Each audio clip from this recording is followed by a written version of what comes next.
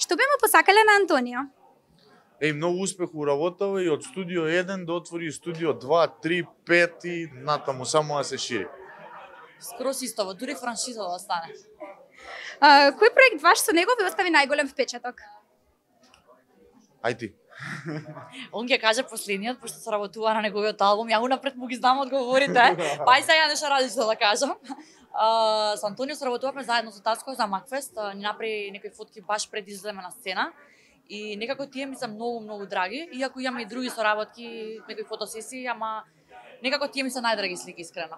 Баш беше онака на правото место, правото време да не слика пред да излеземе на сцена и тоа ми е кор мемори со него. Кажете ми дали да очекуваме некоја песна во блиска иднина? Па да, имаме една заедничка песна која што, да, имаме технички две, затоа што едната требаше да се најде на албумот, меѓутоа се десија некои компликации во однос на музика, на тие работи, се одложија некои работи, песната не требаше да искочи есен, требаше да искочи лето, летна песна, спремна со спот, со све. И у меѓувреме дури ја правевме таа, направивме уште една, така да имаме две песни, два проекта, би требало да искочат едната, таа летната ќе искочи летоска, оваа ја очекувам, мислам дека после нова година би требало да ја пуштиме. Да. Така е, да. Освен што сте пејачи, исто така сте инфлуенсери, па ве сакала да ве прашам дали инфлуенсерството е борба за лајкови или пак престиж? Па ја не се гледам како инфлуенсер, искрено. Јас сум си артист, изведувач, пејач, автор на тоа што го работам. Па си инфлуенсер? Види, преку музиката? Да, ама не го работам тоа со форсинг дека треба јас да ставам одреден тип на контент за луѓе да го лајкаат. Не се ни замарам, искрено.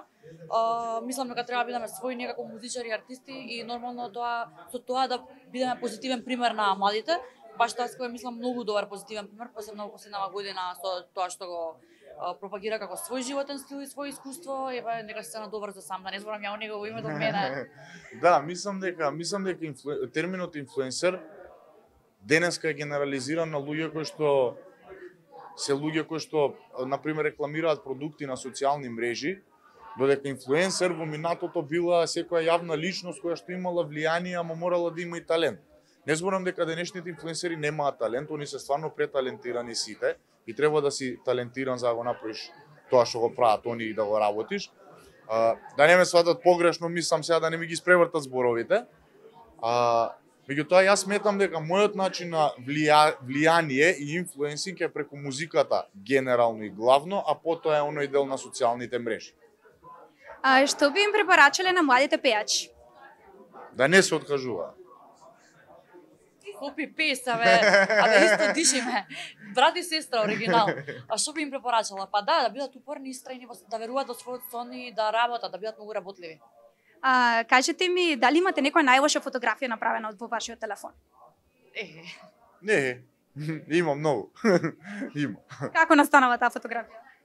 Па, кај мене имаат настанувано фотографии, у движење, у паѓање, у алкохолизирани моменти пред година-две, така да, има. Да, има лоши слики. А кај тебе како имаат настаното? Секако, не можам да ви откриам. Ќе оставам на вашата имагинација.